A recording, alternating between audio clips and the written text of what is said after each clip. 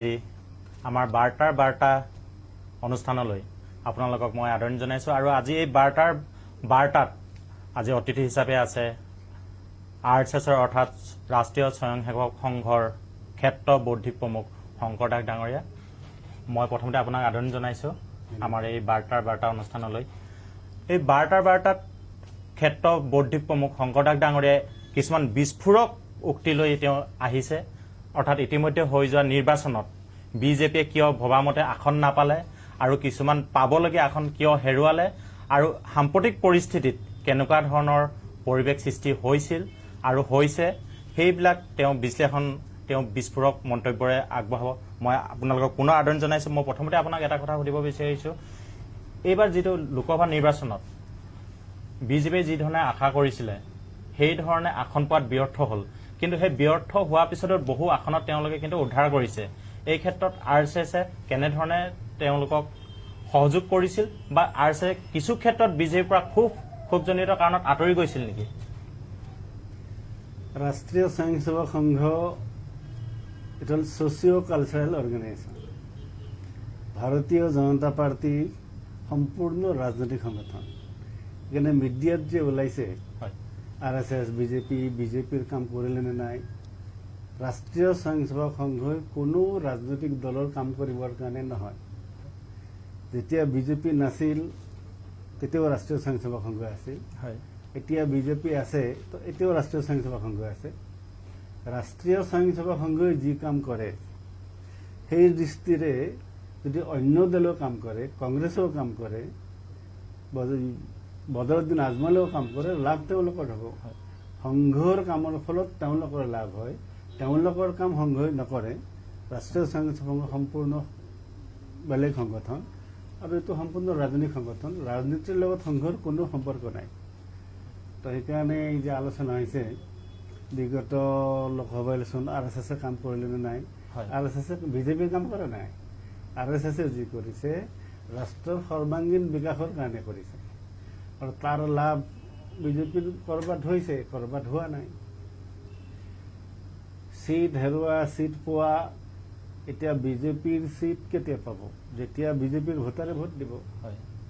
বিজেপিৰ ভোটাৰক বুথলৈ নিব পৰাৰ ক্ষমতা বিজেপিৰ আছে, ৰাষ্ট্ৰীয় স্বয়ংসেৱক সংঘৰ নাই। সেইকাৰণে বিজেপিৰ যদি সিট কমিছে ক'ৰবাত, তো তাৰ কাৰণটো বিজেপিৰ ভোটাৰসকলে ভোট দিয়া নাই বা বিজেপিৰ ভোটাৰসকলে বিজেপিক ভোট দিয়া নাই। ভোট দিছে যদি তো সেইটো বিজেপিয়ে চিন্তা কৰিবলগীয়া বিষয়, সেইটো আমাৰ বিষয় নহয়। কোনটো সিট হাৰিল, কোনটো সিট কিয় হাৰিল তাৰ তেওঁলোকে পুনৰীক্ষণ কৰিছে, তাৰ পৰা সমীক্ষা কৰিছে। নিশ্চয় তাৰ পৰা বিজেপি ৰাজনৈতিক দল হিচাপে তাৰ পৰা নিশ্চয় শিকিব। এইটো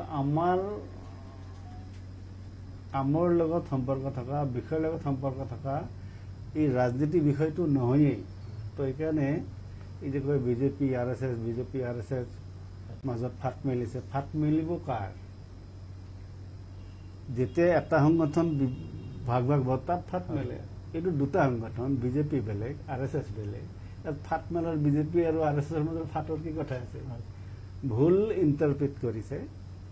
সংঘৰ মাজত যদি দুটা ভাগ হ'লহেঁতেন, বিজেপিৰ মাজত যদি দুটা ভাগ হ'ল কোৱা যায় সেইটো বিজেপিৰ ফাট মেলিছে, RSSৰ ফাট মেলিছে।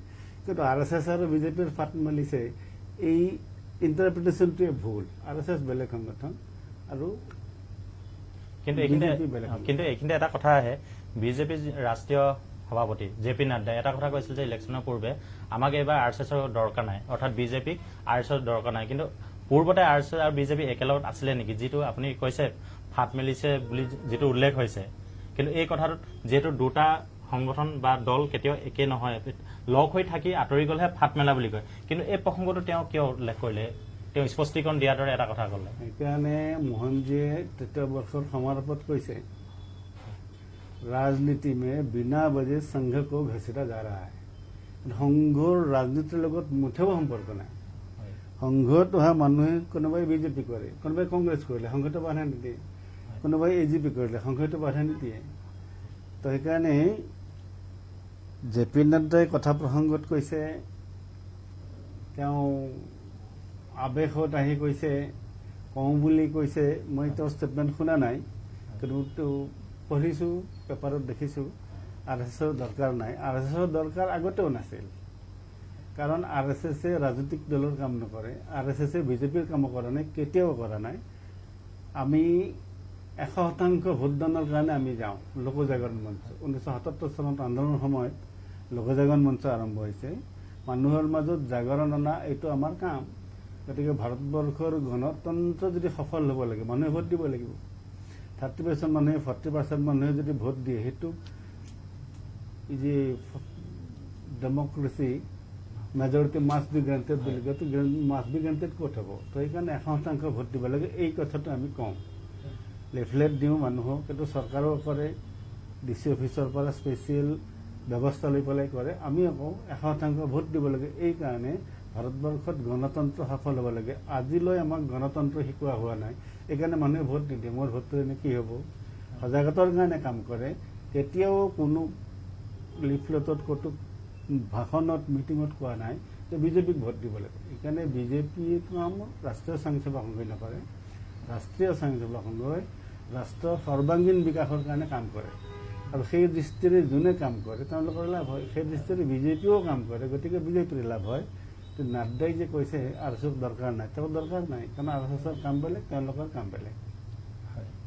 আপোনাৰ আৰু এটা কথা এইখিনিতে, যিহেতু এবাৰ নিৰ্বাচনত যেতিয়া বিজেপিয়ে ভবা মতে 400খন আসন পাৰ নহ'ল সীমা, যিটো তেওঁলোকে আশা কৰিছিলে, কিন্তু যেতিয়া সেই সীমা পাৰ নোহোৱাৰ পিছত ফলাফল ওলোৱাৰ পিছত ৰাষ্ট্ৰীয় স্বয়ংসেৱক সংঘৰ মুৰব্বী ডক্টৰ মোহন ভাগৱতে তেখেতে এটা কথা কৈছিল যে এইবাৰ কিন্তু নিৰ্বাচনত যি প্ৰকৃত সেৱক তেওঁলোকে কিন্তু সেই যিটো নীতি বজাই ৰাখিছে সেইটো বজাই নাৰাখিল। যিহেতু এগৰাকী প্ৰকৃত সেৱকে কিন্তু সদায় নিজৰ কাৰণে নহয়, দেশৰ ৰাষ্ট্ৰৰ আৰু লোকৰ কাৰণে কাম কৰে, কিন্তু এইবাৰ কিন্তু সেই পৰ্যায়খিনি বজাই ৰখা নহ'ল। কাৰণ এবাৰ নিকৃষ্টৰ পৰা নিকৃষ্টলৈকে তেওঁলোকে এবাৰ ভাষণত কথা ক'লে, কিছুমান পৰিৱেশ বিনষ্ট হ'লে, এনেকুৱা ধৰণৰ কিছুমান কথা কয় যিখিনি কাৰণে আচলতে তেওঁ অসন্তুষ্ট।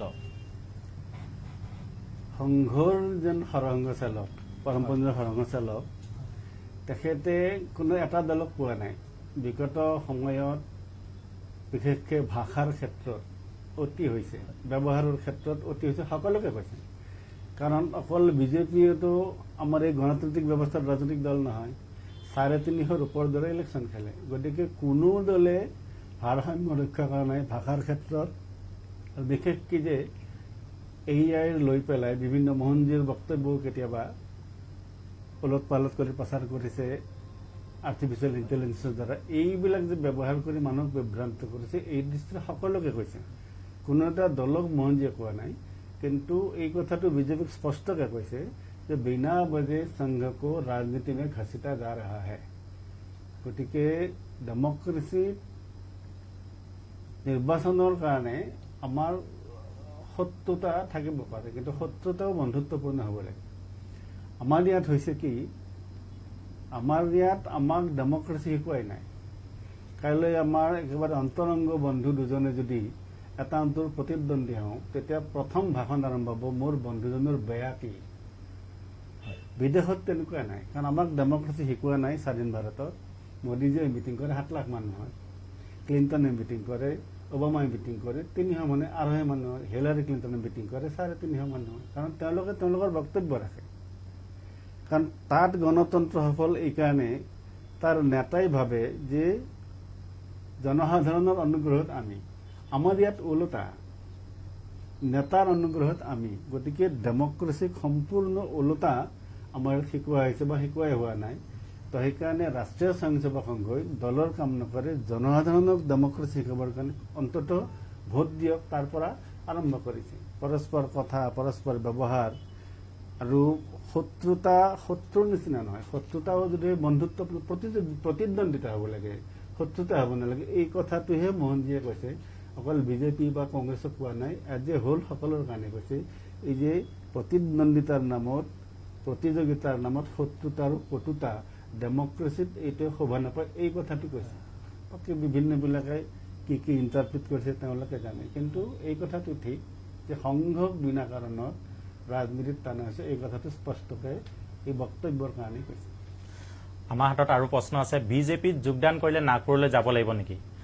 হিন্দু মানে মুছলমান বা খ্ৰীষ্টান হিন্দু হয় নেকি এই আৰু বহুত প্ৰশ্ন আছে এনেকুৱা ধৰণৰ ইয়াৰ পূৰ্বে আমি ল'ব লাগিব এটা বাণিজ্যিক বিৰতি মহানগৰীত উৎকৃষ্ট hotel the villa Adarshpur bylane number 1 Guwahati কাহিলীপাৰাৰ সৰ্বশিক্ষা অভিযান কাৰ্যালয়ৰ কাষতে হোটেল দ্য ভিলাত আছে উৎকৃষ্ট মানৰ সা সুবিধা য'ত আছে আটকধুনীয়া কোঠা লগতে পাব লাক্সাৰী সুইট আৰু ডিলাক্স ৰুম তদুপৰি ৰেষ্টুৰেণ্টত পাব আপোনাৰ মন পচন্দ সোৱাদযুক্ত খাদ্য আৰু পাব বাৰ স্পা জিম লগতে ছুইমিং পুল দ্য ভিলাত পাব আপুনি নৈসৰ্গিক পৰিৱেশ আৰু সুস্বাদু খাদ্যৰ সম্ভাৰ তাৰ লগতে দ্য ভিলাত birthday party anniversary party corporate party আৰু ফেমিলি গেট টুগেডাৰৰ বাবে উপযুক্ত ঠাই অধিক জানিবলৈ যোগাযোগ নম্বৰ 9395103836 আমাৰ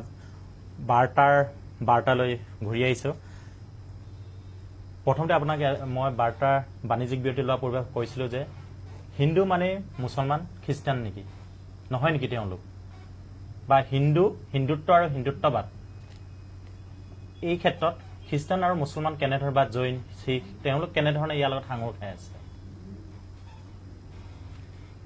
হিন্দুৰ পৰিভাষা একদম সহজ অৰ্থত বুজিব লাগিলে হিন্দুত্ব তাৰ নাম যি সকলো পন্থৰ সমাদৰ কৰে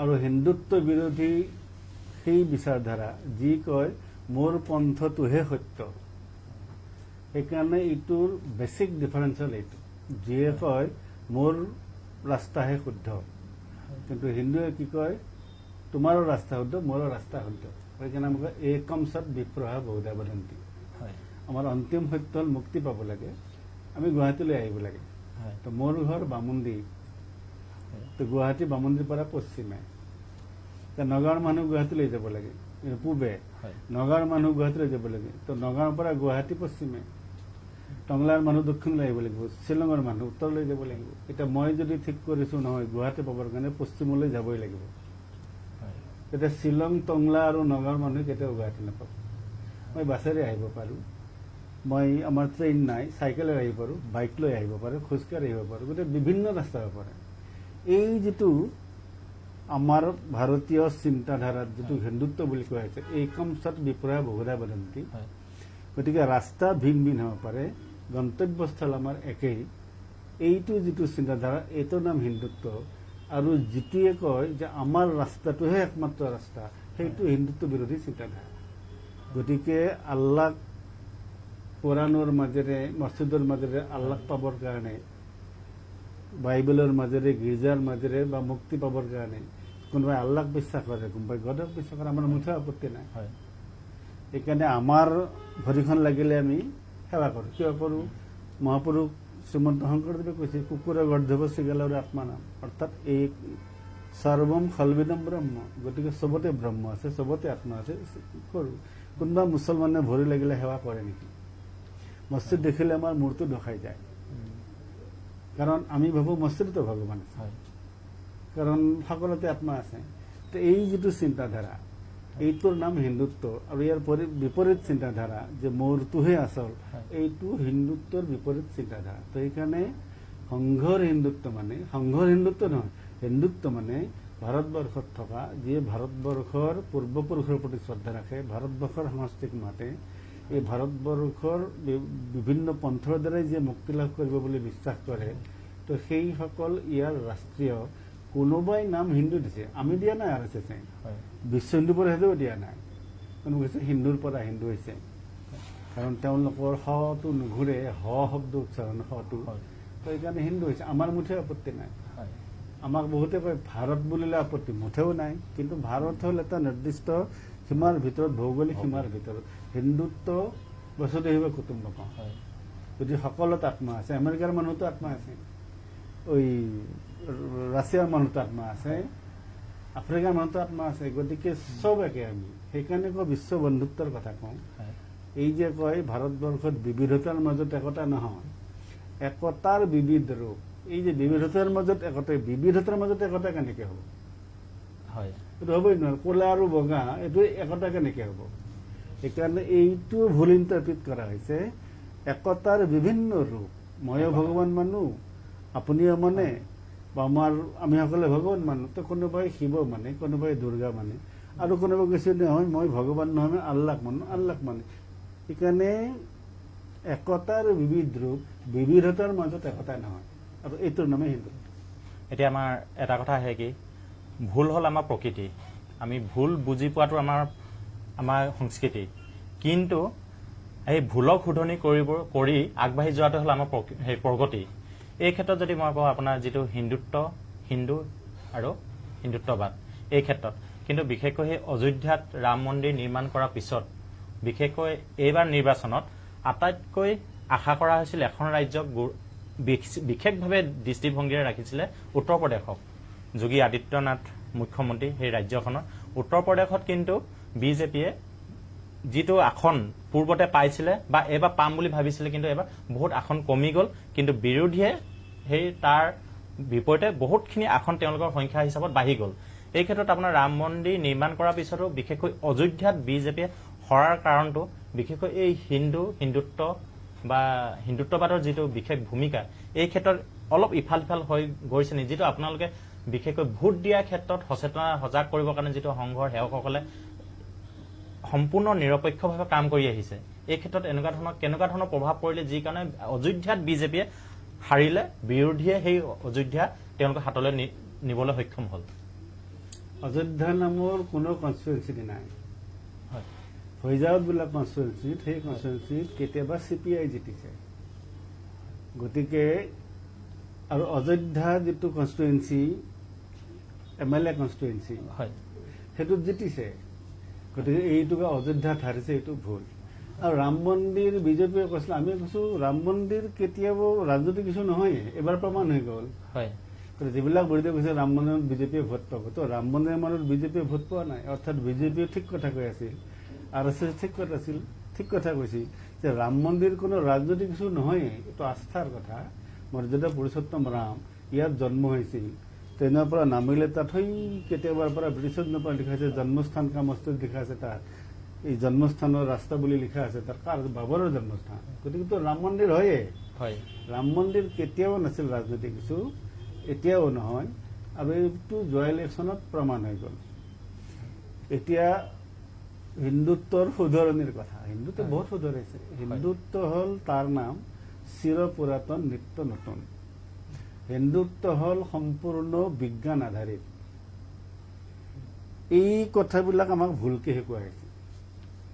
আগতে আমি হাতৰ আখৰ লিখিছিলো, ডাঙৰক শ্ৰদ্ধা কৰিবা, সদায় সত্য কবা।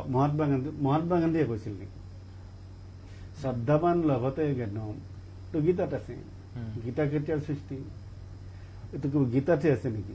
ঋগ্বেদত আছে, শ্ৰদ্ধা ধনমাপ্নতি, তাৰ পৰা আহিছে। সত্যম বদ, যিখন সদায় সত্য কবা, ঐতৰে উপনিষদত আছে, মহাত্মা গান্ধীয়ে কৈছে নেকি? গতিকে এই যিমানবিলাক ব্যৱহাৰ আমাৰ চলি আছে, এই গোটেইবিলাক সংবিধান নিৰ্মাতা কৰা সকলেও জানিছিল। সেইকাৰণে গোটেইখন আমাৰ সংবিধানৰ প্ৰত্যেকটো চেপ্টাৰৰ পৃষ্ঠাত ৰাম লক্ষ্মণৰ পৰা আদি কৰি, হনুমানৰ পৰা আদি কৰি, বুদ্ধদেৱ, তাৰপিছত মৌৰ্য বংশৰ, গুপ্ত যুগৰ, এইবিলাক ছবি কিহৰ কাৰণে? আজি সুপ্ৰিম কোৰ্টৰ মতো যত ধৰ্মচ ততো জয়, সত্যমেৱ জয়তে আমাৰ তিৰংগা পতাকাৰ অসস্তম্ভ ক'ৰ পৰা আহিছে? মহাভাৰতৰ পৰা আহিছে। গতিকে এই যে কয় হিন্দু হিন্দু হিন্দু, এই চব হিন্দুত্ব সকলোৱে মানেই, কিন্তু ৰাষ্ট্ৰীয় স্বয়ংসেৱক সংঘই এই বেছিক কথাটো ক'লে, হিন্দুত্ব বিষয়টো লৈ, হিন্দুত্ব যে এই ভাৰতবৰ্ষৰ সংস্কৃতি, কোনো পন্থ নহয়। অন্যবিলাক ইছলাম পন্থ, ইছলাম খ্ৰীষ্টিয়ান এইবিলাক পন্থ, বুদ্ধিজিম পন্থ। গতিকে এই চব পন্থ মিলাই পেলাই এই হিন্দু এটা সংস্কৃতি, যি সংস্কৃতিত সকলোবিলাক পন্থ সুৰক্ষিত থাকে। সেইকাৰণে হিন্দুত্বক ভুল ব্যাখ্যা কৰা হৈছে। হিন্দুত্ব আপাৰ ক্লাছৰ, হিন্দুত্ব ব্ৰাহ্মণৰ, এই কথাবিলাক ভুল ইণ্টাৰপ্ৰিট কৰাৰ কাৰণে আমাৰ সমাজত বিভ্ৰান্তি আহিছে। আৰু সেইকাৰণে RSS, হিন্দুত্ব, বিজেপি, হিন্দুত্ব কোনো বেলেগ বস্তু নহয়। হিন্দুত্ব মানৱতাৰ নাম। এইকাৰণে বছৰ কুটুম্বকম কয়। এইকাৰণে সৰ্বে ভৱন্তু সুখিনঃ বুলি কয়। কোন চিন্তাধাৰাত আছে? সকলোৰে সুখৰ। ব্ৰাহ্মণে যেতিয়া মন্ত্ৰ মাতে, কি মাতে? ওম দৌ শান্তিহি, আপহ শান্তিহি, ঔষধে শান্তিহি, পানী, বায়ু, মাটি, গছ, বৃক্ষ সকলো শান্তি। আৰু যদি কিবা ৰৈ গৈছে শেষত কি কয়? ওম শান্তি শান্তি শান্তি 3 বাৰ কয়। সমগ্ৰ সৃষ্টিৰ শান্তিৰ কথা চিন্তা কৰে। এইটো আৰু কমিউনেল সংকীৰ্ণ হ'বই নোৱাৰে। সেইকাৰণে হিন্দুত্বক ভুল ইণ্টাৰপ্ৰিট কৰা হৈছে আৰু কোৱা হৈছে কৈছো চিৰ পুৰাতন নিত্য নতুন। সময়ৰ লগে লগে হিন্দুত্ব সলনি হয়। কেতিয়াবা মানুহ বুলিয়ে প্ৰথা আছিল এই অসমত, এতিয়াতো নাই, কাৰণ মানুহে একচেপ্ট কৰিছে। কেতিয়া সতীদাহ প্ৰথা আছিল, এতিয়া নাই। বাল্য বিবাহ আছিল, এতিয়া চুৰ কৰি কিবা হয় সেইটো বেলেগ কথা। বাল্য বিবাহ আছিল, এতিয়াতো নাই। সমাজে একচেপ্ট কৰিছে। অন্যবিলাকে কৰিছে নেকি? এতিয়াও বাইবেলে সলাইছে নেকি? পৃথিৱী চেপেটানে গ'ল, হেৰিয়ে মৰি গ'ল, কৈছে পৃথিৱীখন চেপেটানে গ'ল। কিন্তু বাইবেলত আছে পৃথিৱী চেপেটা, কোৰাণে কয় পৃথিৱী চেপেটা। গতিকে পৃথিৱী চেপেটা আজি বিজ্ঞানৰ যুগত। গতিকে হিন্দুত্ব সেইকাৰণে চিৰ পুৰাতন নিত্য নতুন, সময়ৰ লগে লগে যুগানুকূল পৰিৱৰ্তন হয় আৰু তাক বৰ্তমান সময়ৰ লগত মিলাই পেলাই আগবঢ়াই যিটো ব্যৱস্থা, এইটোৰ নাম হিন্দু সংস্কৃতি, সেইটোৰ নাম হিন্দুত্ব। এতিয়া সময়ৰ অনুপাতে সময় পাৰ হৈ যোৱাৰ লগে লগে বহুত কথা আহি থাকিব, সলনি হৈ গৈ আছে, নতুনে নতুন ধাৰ সৃষ্টি কৰি গৈ থাকিব। কিন্তু এই ক্ষেত্ৰত আপোনাৰ অযোধ্যাত ৰাম মন্দিৰ হ'ল, ৰাম মন্দিৰ নিৰ্মাণ কৰি তাত পূজা পাতল সেৱা এইখিনি অৰ্চনাৰ কাৰণে এতিয়া লাখ লাখ ভক্ত যায়। তাত গৈ তেওঁৰ মনোবাঞ্ছা পূৰণৰ কাৰণে তেওঁলোকে প্ৰাৰ্থনা আশীৰ্বাদ বিচাৰে, প্ৰাৰ্থনা কৰাৰ পিছত আশীৰ্বাদ বিচাৰে। কিন্তু এই ক্ষেত্ৰত RSSৰ মতে ৰাম মন্দিৰ ধাৰা 370 আৰু 3 তালাক এই প্ৰসংগত কেনেকুৱা ধৰণৰ? 3 তালাক RSSৰ বিষয় নহয়। ৰাম মন্দিৰ 370 এইবিলাক 2006-07 আমি প্ৰস্তাৱ লৈছো ৰাষ্ট্ৰীয় সংসদ সংঘই, অখিল ভাৰতীয় প্ৰতিনিধি সভাত। 73 ধাৰা আঁতৰাই আমাৰ প্ৰস্তাৱত আছিল 3 ভাগ কৰিব লাগে জম্মু, 3 বেলেগ বেলেগ ক্ষেত্ৰ, লাডাখ বেলেগ ক্ষেত্ৰ, জম্মু ভেলী বেলেগ আৰু কাশ্মীৰ ভেলী বেলেগ, 3 ভাগ কৰিব লাগে। এতিয়া চৰকাৰে 2 ভাগ কৰিছে, লাডাখ বেলেগ কৰিছে, কাশ্মীৰ জম্মু একেলগে ৰাখিছে। এইটো আমাৰ প্ৰস্তাৱেই আছে, এইটো আমাৰ কমিটমেণ্ট বুলি ঠিক নকওঁ আমি, এইটো আমাৰ লক্ষ্য আছিল। এতিয়া 2008 বা 2009 মই চনটো পাৰিলো, জনসংখ্যা সন্তৰণৰ কাৰণে আইন আহিব লাগে। এইটো বিজেপিৰ কেৱল ইছ্যু নহয়, এইটো সংঘৰ বেছি কিছু। এইবিলাক মাটি কমিছে, ব্ৰহ্মপুত্ৰই কিমান মাটি খহাই নিলে, পৃথিৱীৰ সাগৰৰ তলত কিমান মাটি গ'ল, 3 ভাগৰ 1 অংশ মাটি কমি আছে। জনসংখ্যা যদি বাঢ়ি থাকে উৎপাদন এটা বেলেঞ্চ লাগিবতো। সেইকাৰণে জনসংখ্যাৰ সন্তুলন এইটো সংঘই কেতিয়াবাই কৈছে। ধাৰা 370 যি কাশ্মীৰত পাকিস্তানৰ মানুহে বিয়া কৰে, তাত থিতাপি পেলাব পাৰে, তাত মাটি কিনিব পাৰে, ভাৰতৰ মানুহে তাত যাব নোৱাৰে। গতিকে কাশ্মীৰ ভাৰতৰ অংগ, 370 ধাৰা যাব লাগে। এইটো বিজেপিৰ ৰাষ্ট্ৰীয় সংসদৰ পুৰণা আছে আৰু বিজেপিৰো কৰিছো। গতিকে তাত বিৰোধ নাই। 3 তালাক হ'ল তেওঁলোকৰ ধাৰ্মিক কথা, কোৰাণ সম্পৰ্কে তেওঁলোকৰ ধাৰ্মিক কথা আমাৰ আৱশ্যক নাই। কিন্তু মহিলাৰ প্ৰতি সন্মান হ'ব লাগে। তাৰ কাৰণে যদি মহিলাৰ প্ৰতি সন্মানৰ ক্ষেত্ৰত যদি 3 তালাক বাধা, নিশ্চিতভাৱে আঁতৰিব লাগে। কিন্তু ধাৰা 370 ৰাম মন্দিৰ এইবিলাক আমাৰ সংঘৰো কৰিছো আছিল। ৰাম মন্দিৰ আন্দোলনত সংঘই প্ৰত্যক্ষ ভাগ লৈছে। এতিয়ালৈ সংঘৰ 99 বছৰৰ ইতিহাসত 2টা আন্দোলনত ভাগ লৈছো আমি। এটা হ'ল 1975-ৰ এই যে 77-ত যেতিয়া জনতা চৰকাৰ আহিছে গণতন্ত্ৰ ৰক্ষাৰ কাৰণে ইমাৰ্জেঞ্চিৰ বিৰোধত, দ্বিতীয় সংঘই আন্দোলন কৰিছে ৰাম মন্দিৰত। গতিকে ৰাম মন্দিৰ সংঘৰ ইছ্যু আছিলে, ইয়াৰ লগত হেৰি নাই। আৰু ৰাম মন্দিৰ হলে ভোট পাব এইটো আমি ভবা নাই। ৰাম মন্দিৰ কিয় ভোট দিব? মই মন্দিৰত গলো বুলি বিজেপিক ভোট দিব লাগে এনেকুৱা লেখা নাই নহয়। এতিয়া ৰাম মন্দিৰ ভোট আনিবতো বিজেপিও জানে। এইটো বাকীবিলাকে ইছ্যু কৰিছে বিজেপিক মানে হিন্দুত্বৰ কাঠগড়াত থিয় কৰাবৰ কাৰণে। আৰু মাইনৰিটি মানে আমাৰ মুছলমান, আজিলৈ সংবিধানত মাইনৰিটিৰ ডেফিনেশ্যন নাই। মিজোৰামত 87% খ্ৰীষ্টিয়ান, তাত খ্ৰীষ্টিয়ান মাইনৰিটি, 99.9% মেজৰিটি মুছলমানৰ। কাশ্মীৰ ভেলীত তাত মুছলমান মাইনৰিটি। এইকাৰণে মাইনৰিটিৰ কোনো আমাৰ সংজ্ঞা আমাৰ সংবিধানত নাই। কিন্তু আমাৰ প্ৰচাৰ এনেকুৱা, মাইনৰিটি মানে মুছলমান। গতিকে মুছলমানৰ ভোট আকৰ্ষিত কৰিব লাগে, তো এইকাৰণে হিন্দুত্বৰ বিৰোধ কৰিব লাগে। সেইকাৰণে সেকুলাৰ শব্দ আহিছে, ধৰ্ম নিৰপেক্ষ শব্দ আহিছিল, হ'ব লাগিছিল ধৰ্ম সাপেক্ষ, হল ধৰ্ম নিৰপেক্ষ। এইবিলাক চব নেৰেটিভ তাৰ পৰা কৰা হৈছে। আৰু তাৰ আধাৰত এনেও ধৰ্মনিৰপেক্ষ শব্দটো নাছিলেই 1976 ইমাৰ্জেঞ্চিৰ সময়ত ইন্দিৰা গান্ধী আনিছে যেতিয়া কোনো ৰাস্তা নাই ইন্দিৰা গান্ধীৰ ৰাজনৈতিক ভৱিষ্যত অন্ধকাৰ কেৱল মুছলিম তখন মাইনৰিটিৰ নামত কৰিলেহে তেওঁ বাচিব পাৰিব তেতিয়া সংবিধানত ধৰ্মনিৰপেক্ষ শব্দটো আহিছে কেৱল মুছলমানক মাইনৰিটিৰ নামত ভেৰি কৰিবৰ কাৰণে এপিজমেণ্টৰ কাৰণে তোষামত কৰিবৰ কাৰণে এই হিন্দুত্ব ৰাম মন্দিৰ বিজেপি RSS একযোগ কৰা হৈছে কিয় মুছলমানৰ ভোট লাগে বাকী কোনো অন্য কাৰণত তেওঁলোকেও জানে যেতিয়া প্ৰশ্ন আহে ডাঙৰ ডাঙৰ কংগ্ৰেছৰ নেতাই কি কয় মোৰ ঘৰত সকলো দেৱ দেৱীৰ মূৰ্তি আছে মই হিন্দু নহয় নেকি গতিকে তেওঁলোকৰ বক্তব্যৰ পৰা স্পষ্ট হয় ৰাজনৈতিক কাৰণত তেওঁলোকে কয় আমি এইখিনিতে এটা বাণিজ্যিক বিৰতি ল'বলৈ কিন্তু বাণিজ্যিক বিৰতিৰ পিছত আমি এনেকুৱা ধৰণৰ প্ৰশ্ন আছে যিবিলাক প্ৰশ্ন আজি এদিনৰ পূৰ্বে অৰ্থাৎ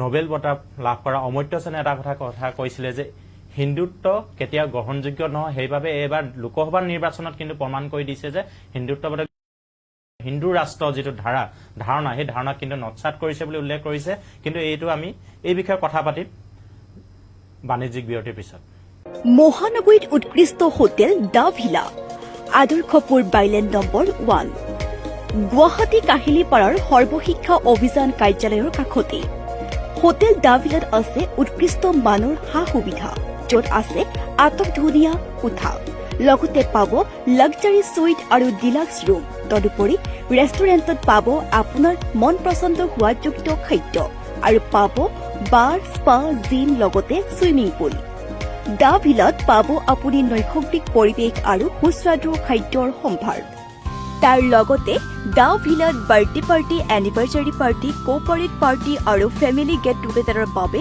উপযুক্ত ঠাই অধিক জানিবলৈ যোগাযোগ নম্বৰ 9395103836